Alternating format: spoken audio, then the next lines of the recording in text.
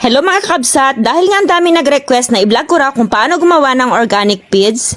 Abay syempre, pagbibigyan talaga kayo ng inyong kusinera dahil basta pagkakitaan ay mabilis ang inyong kusinera dahil nga mukhang pera yan. Hoy, joke lang.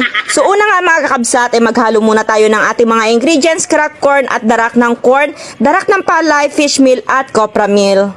So paghalo-haluin lang natin yung mga yan mga kakabsat. At yung fish meal, ito nga pala yung mga nabili namin sa palengke na mga retaso galing sa mga tendera ng tuyo. At yung copra ng niyog ay kinirog lang din namin ito. Bali dito namin ginigili mga kakabsat yung dried fish o yung mga retaso ng tuyo at yung copra para naman maging darak. Kaya maproseso din ito talaga mga kakabsat at kakailanganin mo dito ng dalawang machine. Bali isa yung pelletizer at isa naman itong pulverizer.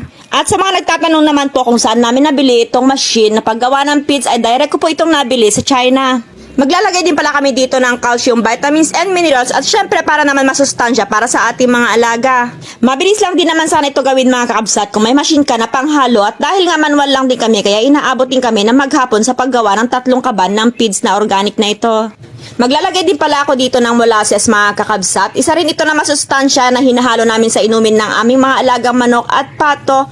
At dried malunggay na pinatuyo naman itatay yung mga fresh dahil nga nakita nyo naman ang dami namin mga tanim dito na talagang puno ng malunggay. Dahil yung malunggay mga kabsat ay napakasustansya nga sa atin ng mga tao, abay syempre napakasustansya na rin yan sa ating mga alaga. Kaya sa mga followers ko po na around Isabela, kung gusto nyo mag-order, PM nyo lang po si Kusinera. Sobrang tipid talaga mga kakabsat dahil nga sobrang mahal na rin ang mga commercial feed sa mga bilihan. O hayan, buti na lang ang sipag gumawa ng mga tauhan ko. So kailangan haluin natin ito maigi mga kakabsat, kaya gagamitin ko itong pala. At pagkatapos hahayaan lang natin dyan ng 2 hanggang 3 oras hanggang sa mag-moist.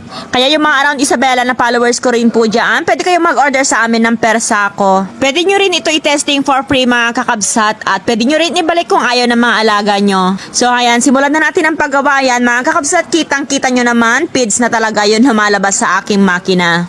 O hayan, kainam talaga mga kakabsat paglabas ready to eat na ng aking mga alaga. Hindi naman na ganun kahirap mga kakabsat kapag gagawa ka na ng feeds dito sa may pelletizer machine kasi kailangan mo na lang na magbuhos. At halos nakakatipid kami dito mga kakabsat ng 65% sa paggawa namin ng sarili naming feeds.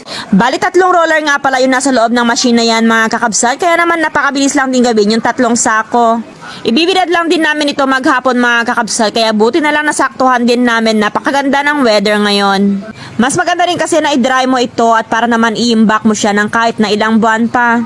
So bali ito na lahat yung nagawa namin feeds mga kakabsat. So kung gusto nyo bumili, puntahan nyo lang din ang tirahan ni Dios sa Kusinera or kung persa ako naman ang order nyo, pwede namin ihatid sa bayan ng Santiago City, Isabela.